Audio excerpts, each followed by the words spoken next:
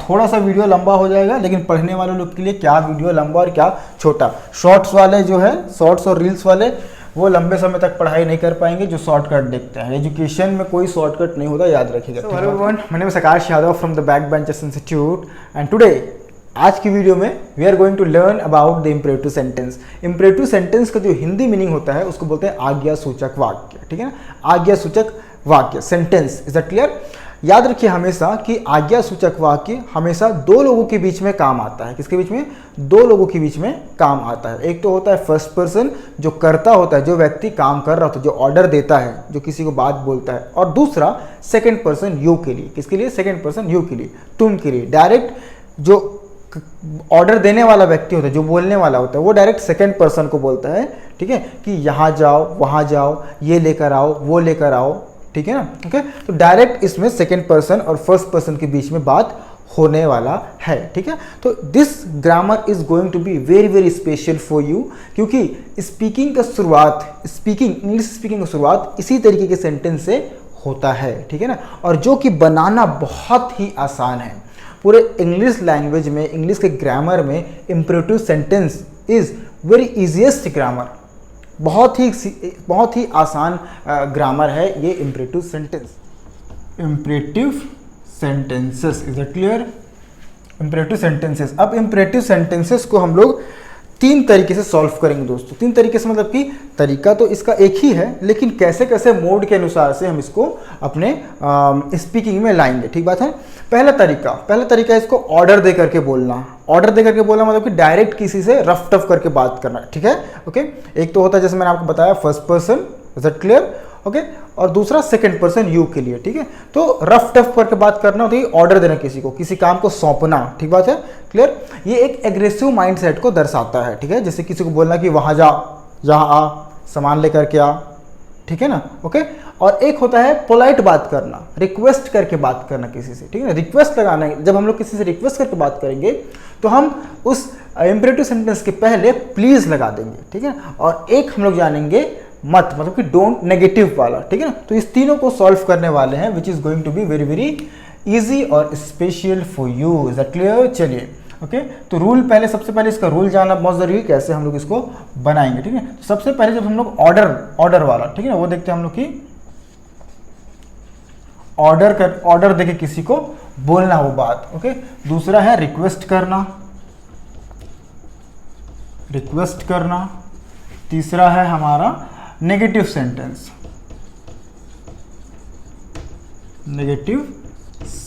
है, ओके। चलिए, तो ऑर्डर देने वाले में सेम है, रूल इसका सेम रहेगा, कोई इसमें घबराने वाली बात नहीं है। वर्ब का फर्स्ट फॉर्म प्लस ऑब्जेक्ट, याद रखिएगा, वर्ब का फर्स्ट फॉर्म प्लस ऑब्जेक्ट इसमें भी रहेगा सेम, वर्ब का फर्स्ट फॉर्म प्लस ऑब्जेक्ट। लेकिन जब इसका रूल लिखेंगे तो एक चीज याद रखिएगा, हम लोग यहाँ पर प्लीज लगा देंगे, ओके। प्लीज प्लस वर्ब का फर्स्ट फॉर्म, फिर जाके ऑब्जेक्ट, ठीक है। प्लीज लगाएंगे तो ये पोलाइटली सेंटेंस बनता, ठीक है ना। फिर यहाँ पर हम लोग कर देंगे डोंट प्लस वर्ब का first form plus object, is that clear? बहुत ही सिंपल वे है दोस्तों ये बनाने का, बहुत ही सिंपल तरीका सॉल्व करने का। आपको वर्ब आना चाहिए, ठीक है ना। और वर्ब आना कोई बहुत बड़ी बात नहीं। अगर आपने वर्ब वाली वीडियो नहीं देखी है तो जाकर देख लीजिए, ठीक है ना। अभी लिंक दे देता हूँ मैं आपको डिस्क्रिप्शन में, इज दैट क्लियर? चलिए, वर्ब का फर्स्ट फॉर्म प्लस ऑब्जेक्ट, कोई पहला सेंटेंस बनाते हैं, ठीक है। जैसे कि सिंपल सी बात है, वहाँ जाओ, तो जाना मतलब गो। सबसे पहले लगा देंगे यहाँ पर हम लोग की गो, और वहाँ मतलब हो जाएगा देयर, तो हो जाएगा इसका गो देयर। कम हियर, यहाँ आओ, ओके, तो कम हियर, ओके। इसे खा लो, तो इट दिस, ओके। यहाँ बैठो, किसी बोलते हैं यहाँ, चले यहाँ बैठो, बोलते हैं ना हम लोग चिल्ला करके, ठीक है। बच्चे को बोलते हैं पेरेंट, या चले यहाँ बैठ, ठीक है। तो यहाँ बैठो क्या हो जाएगा उसका? Sit here, clear? Sit here. Open the door, दरवाजा खोलो, ओपन द डोर, दरवाजा खोलो, बोलते हैं ना। जब देख क्या कौन आया है, दरवाजा खोल, तो क्लोज द डोर, ठीक ठीक है। तो इस तरीके से सेंटेंस बनाएंगे, सिंपल सी बात है। वर्ब का फर्स्ट फॉर्म पहले लगाएंगे, पट पट पट पट पट पट पट वर्ब, फिर उसका ऑब्जेक्ट, वर्ब और ऑब्जेक्ट। Is that clear? ये एक तरीका है इंपरेटिव सेंटेंस को बनाने का। एक तरीका ये है, सेम टू सेम लगाएंगे हम लोग। क्या करेंगे, वर्ब का फर्स्ट फॉर्म ऑब्जेक्ट, वर्ब का फर्स्ट फॉर्म मतलब ऑब्जेक्ट, उससे पहले फिर प्लीज लगा देंगे, ठीक है ना। जैसे कि यहाँ पर लगा देंगे प्लीज, प्लीज गो देयर, कृपया वहाँ जाइए, या फिर ओके कृपया आप वहाँ जाइए, ठीक है ना। वहाँ जाइए करके हम लोग इसको यूज़ कर सकते हैं, ठीक है ना। Please go there, okay. Please turn on the fan, turn on the fan, turn on the fan. इसी में से कोई सेंटेंस ले लेते हैं, जैसे कि please, please sit here, please sit here, okay. Please use this pen, कृपया इस पेन का इस्तेमाल करें, ओके। इस प्रकार से please switch off the phone, switch off the phone, please switch off the phone, ठीक है ना, ओके। कृपया मोबाइल बंद कर दीजिए, ठीक बात है। इस तरीके से हम लोग प्लीज वाली सेंटेंस को सॉल्व करेंगे दोस्तों, ठीक है ना। अब ये भी कोई टफ नहीं है, सिंपल सी बात है। डोंट लगाना क्या है, सिंपल देखिए, यहाँ पर वर्ब का first form plus object, verb का फर्स्ट फॉर्म प्लस ऑब्जेक्ट, बस आगे में डोंट लगा देना है, नेगेटिव सेंटेंस बन जाएगा, ठीक है ना, ओके। जैसे कि don't eat chocolate, don't eat chocolate, okay. Don't drink,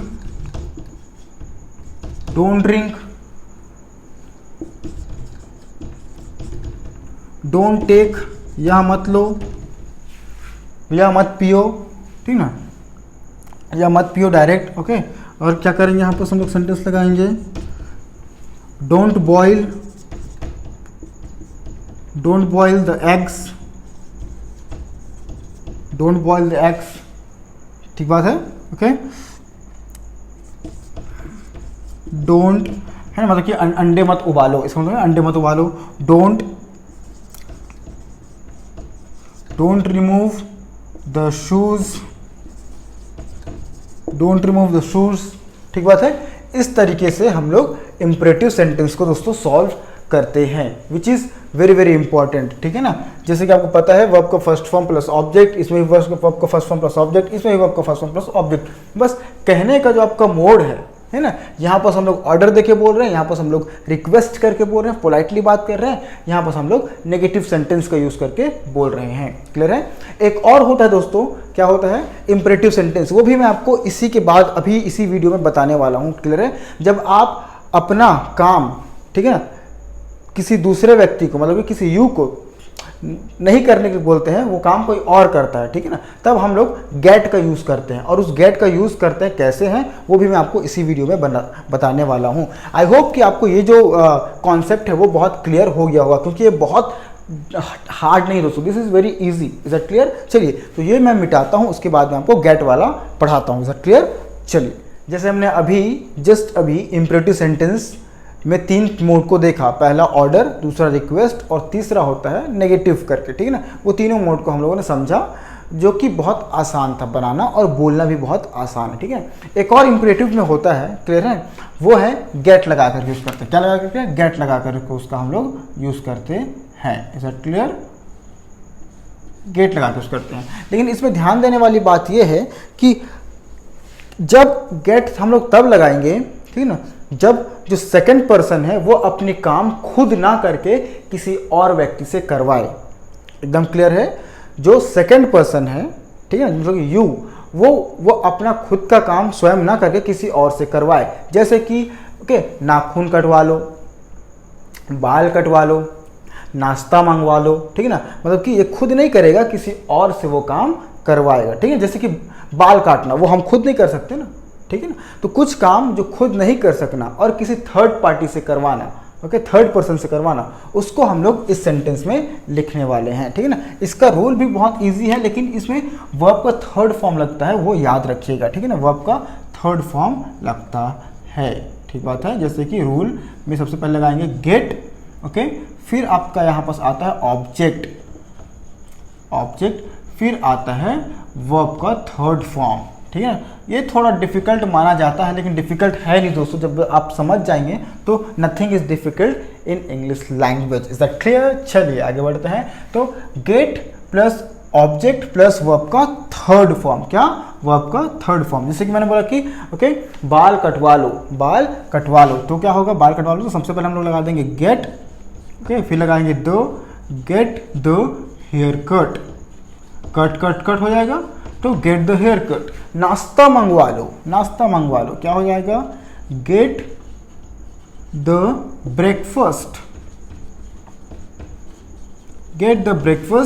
bring क्या हो जाएगा? ब्रॉड, BROUGHT, ओके, तो get the breakfast broad.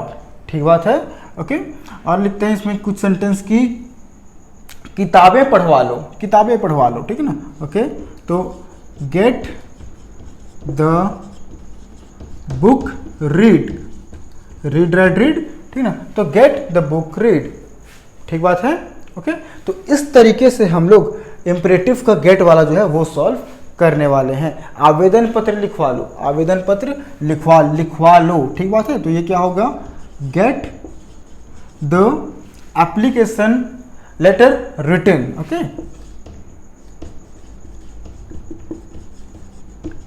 Application letter return. So इस तरीके से हम लोग गेट वाला सेंटेंस को सॉल्व करते हैं और ये भी बहुत आसान है दोस्तों। बस आपको याद रखना है कि इस सेंटेंस में हम लोग वर्ब के थर्ड फॉर्म का यूज करेंगे। ठीक है, वर्ब के थर्ड फॉर्म का यूज करेंगे, ऑब्जेक्ट पहले लगा देंगे, फिर वर्ब का थर्ड फॉर्म, और उससे पहले हम लोग गेट लगाएंगे। और ये भी याद रखिए कि इसमें यू जो है, सेकेंड पर्सन यू जो है, वो स्वयं काम ना करके किसी थर्ड पार्टी से, मतलब कि थर्ड पर्सन से काम करवाता है। तो इस तरीके से इम्परेटिव सेंटेंस का यूज़ करके आप आसानी से अपने इंग्लिश को इम्प्रूव कर सकते हैं और अधिक से अधिक सेंटेंस बना करके अपनी राइटिंग को भी, मतलब प्रॉपर इंग्लिश को, होल इंग्लिश को आप अपनी इम्प्रूव कर सकते हैं। सो आई होप आज का जो वीडियो है वो आपके लिए इन्फॉर्मेटिव रहा होगा। क्लियर है? अगर आप नए व्यक्ति हैं जो बैक बेंचेस में देख रहे हैं, ठीक है ना, अगर आपको लगता है कि इम्प्रूव मुझे करना चाहिए तो डेफिनेटली मैं कंटिन्यूसली आपके लिए इम्पॉर्टेंस जो सेंटेंस के हो गए, इम्पॉर्टेंस कुछ ग्रामर हो गए, ठीक है ना, वो वीडियो मैं आपके लिए पोस्ट करता रहूँगा। और अगर आप मुझे कोरबा से देख रहे हैं, कि यहाँ से कोरबा से देख रहे हैं खास, ठीक बात है, तो आप हमारे ऑफलाइन क्लास को भी ज्वाइन कर सकते हैं। अगर आप अपने इंग्लिश को इम्प्रूव करना चाहते हैं तो मैं नीचे डिस्क्रिप्शन बॉक्स में आपके लिए डिटेल्स छोड़ दूंगा। Definitely you have to learn English language, क्योंकि ये बहुत इंपॉर्टेंट है दोस्तों। चलिए मैं आपको मिलता हूँ अगले वीडियो पर, तब तक के लिए thank you so much for watching this video.